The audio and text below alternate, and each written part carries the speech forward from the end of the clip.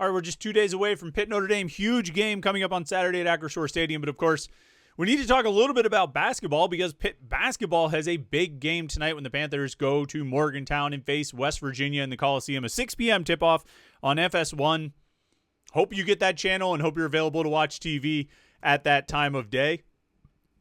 Certainly we'll all be making an effort to keep you updated on the message boards at Panther-Lair.com. Jim is going to be in Morgantown covering the game, and so he'll provide lots of coverage for us live from Morgantown. And then we'll have everything we can on social media and on the website throughout the game as it happens. Pitt taking on West Virginia. The Mountaineers are 3-0, just like the Panthers. They haven't played anyone just like the Panthers. And there are big questions about who they are, how good they are, and how good they're going to be this year, just like the Panthers. I don't know if we know much about either one of those teams, but let's talk for about 20 minutes about it, or maybe less if we run out of stats to read off the website. And get ready for Pitt, West Virginia, the backyard basket brawl. It's still awkward to say, but the backyard basket brawl. Stop it. The backyard brawl in basketball tonight in Morgantown. Let's talk a little hoops here on the Thursday edition of the Morning Pitt. YouTube.com/Panther-Lair.com.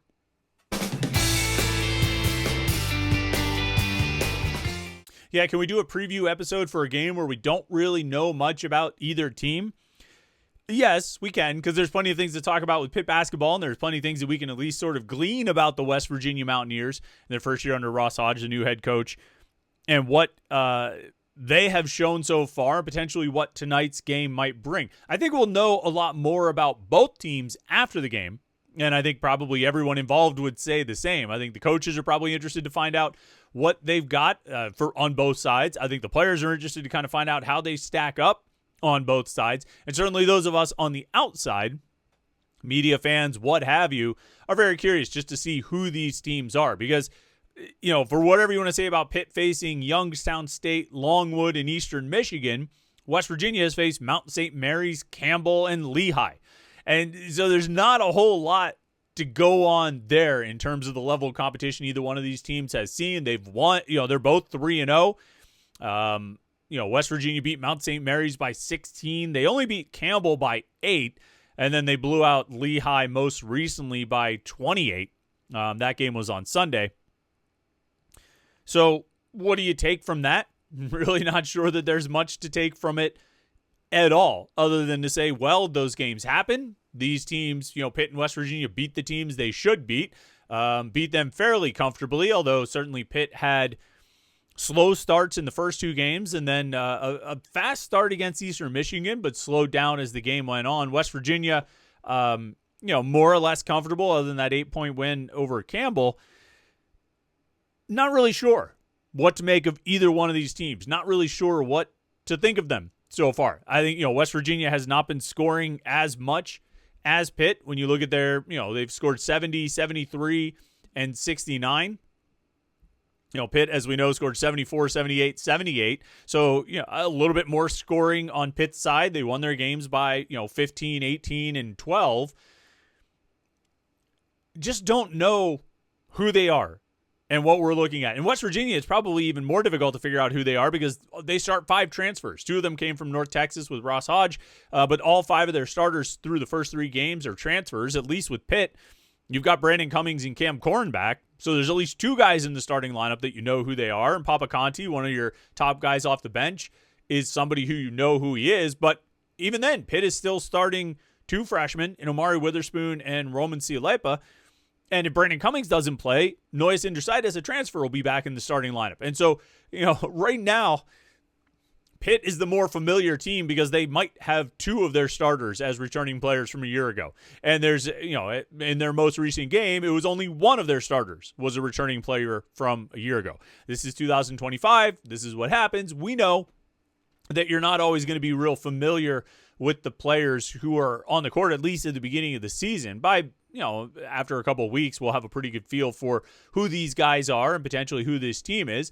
We're starting to get a sense of who these players are for Pitt, and I'm sure West Virginia would probably say the same thing, that they're getting a sense.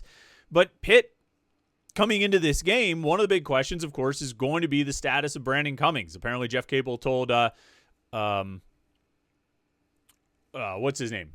Rothstein, why am I blanking on it? John Rothstein told him yesterday that Brandon Cummings, who's got a lower body injury, will be a game-time decision. Cummings is Pitt's leading scorer through 3 games. He only played in 2 of them, but he averaged 18.5 points per game. He leads the team in 3-pointers made with 7. He's got, he's shot 50% from the floor. He's 12 of 16 from the free throw line. He leads the team, or he's tied for the team lead in 3 free throw attempts, tied for second in free throw makes, and generally has been good. He's lived up to my billing in predicting him to be Pitt's leading scorer this year, and he's been that through 2 games, but we'll see if he's able to come back and play in this game tonight. It's better to have Cummings than to not have him. But if they, regardless of whether they have him or not, they're going to need some stronger play, more consistent play, and probably consistent is the word, from 2 guys in particular, Omari Witherspoon and Noyes Indricitis. And Omari Witherspoon, he played probably his best game on Monday night with Brandon Cummings out. He scored 15 points. He shot 6 of 11 from the floor. He was 2 of 4 from 3. He made a free throw, grabbed a couple rebounds. He had 2 assists and only 1 turnover. He blocked 2 shots. He scored 8 points in his first 2 games combined, went for 15 while playing 31 minutes on Monday night. And I think his minutes and his scoring and everything that he did in that game against Eastern Michigan, was pretty well tied to the extra playing time he got and the extra opportunities he got with Brandon Cummings out. So, Witherspoon, I think you would say, rose to the occasion that, Brandon Cummings was out and there was an opportunity and he seized it. Noyes Indricitis, not so much. He played 27 minutes, which is 2 more than he played against Longwood, and he shot 4 of 7 from the floor and scored 9 points, but he also took 4 fouls, and he probably would have had more than 27 minutes, I think. Probably would have been into the 30s if he could have stayed out of foul trouble. That was a problem for Noyes Indricitis. And generally speaking, he needs to be a little more under control. Noyes Indricitis has a great energy. He's got a great aggressiveness. Love how he goes at it on the court, offensively and defensively, but he needs to be more under control as the season progresses. And some of it, you chalk up to he's played 83 minutes in 3 games. I mean, he is playing more minutes than he has ever played in college. The most minutes he's played in probably a couple of years. And you're going to have some excitement, but you got to find a way to sort of channel that energy and be a little more productive with it. And I think that probably would apply to him, to Indricitis and to Omari Witherspoon as well. That you've got to be able to channel that energy, which is a strength, into something somewhat controlled. So you're not out of control. You're not taking a lot of fouls, and you're not, putting the team in a bad spot. Really interested to see how Roman Cipa continues to develop tonight. I thought his first 5.5 minutes or so in that Eastern Michigan game were, the best minutes we've ever seen from Roman Cipa. He's playing, his 3rd career college game, but he was really good. He was active. I think he had 3 points because he made a 3 and looked really good doing it. He had 4 rebounds. He had an assist. He had a steal. He was running the court. He was doing all the things that I think we expected him to be able to do.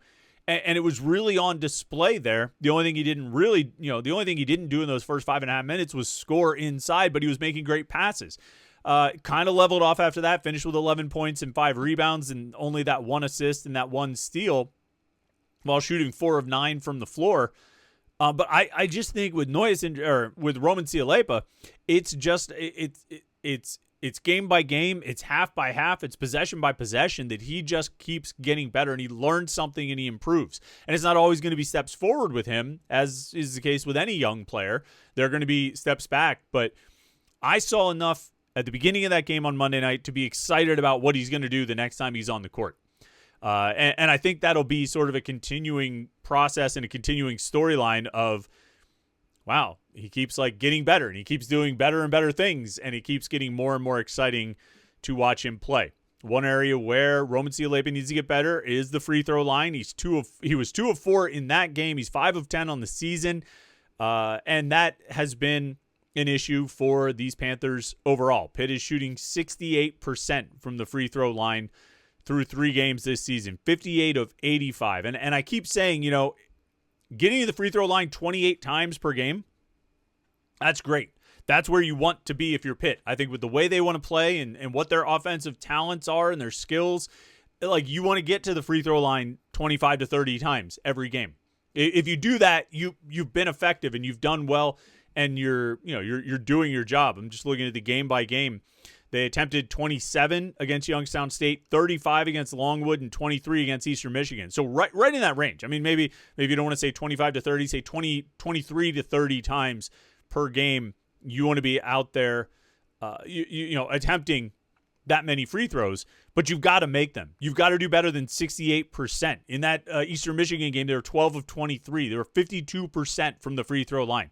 You can't waste that many points, and they have wasted that many points. They wasted, Youngstown State, they were pretty solid. They were 22 of 27, so they only left 5 points on the court that night.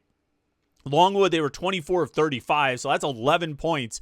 And then, like I say, that Eastern Michigan game, they left 11 points out there. It's 22 points in the last 2 games that they've left at the free throw line, and that doesn't include when they missed the front end of a 1-and-1. You could be looking at more than 25 points in games that they won comfortably. They won by 18 against Longwood. They won by 12 against Eastern Michigan. It could have been a 20-plus point victory against Longwood, and it could have been closer to 20 against Eastern Michigan if they shoot at a competent rate. But shooting 52% from the free throw line, that's not going to cut it. You can't do that. West Virginia hasn't put their opponents at the line quite that much. West Virginia's opponents through the first 3 games at averaging 20.6 free throw attempts per game, and making 15.3. Like I say, Pitt's averaging almost 8 free throws more per game than West Virginia's opponents have so far. So we'll see kind of what results from that. If Pitt's able to keep up its streak of shooting a lot of free throws. Which I think they will. I think they'll still get to the line a lot because I think some of that is how they play. I think it's their style of play. But they got to make them. Neither one of these teams is all that great at shooting three-pointers. Pitt's 24 of 65 on the year, 37%. I think that's buoyed largely by that. They actually haven't been terrible in the first 2 games. They weren't really that bad. 18 of 47. 6 of 17 against Youngstown State. That's 35%. And to be honest, 35% is probably better than I expect this team to do on most nights. They were 12 of 30 against Longwood, 40% from beyond the arc. I just don't see that as being sustainable. And when I made a mention of this the other day about, I don't think Pitt should be taking 33s in a game. And somebody said, well, you don't understand modern basketball. And I get that. Like, I understand that 3-point shots are a big part of modern basketball, but like, I don't think it just doesn't jive with my perception of this team. And maybe I'm wrong about them. Maybe they'll end up being a much better 3-point shooting team than I expect, but there's just not a lot in the history of these players, these individual players, that indicates they can be a team that shoots 40% from 3 on a regular basis.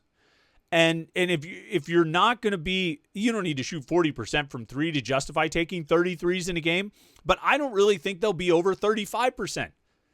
On a consistent night-to-night basis. They were 35.3% against Youngstown State, 40% against Longwood. Eastern Michigan, they shot 6 of 18, 33.3%. That's more in line with what I expect them to do. Now, they were able to go 6 of 18 while not having Brandon Cummings, who's, if he's not their best 3-point shooter, he's a top 2 3-point shooter for this team. So maybe they can sustain around that 33% level.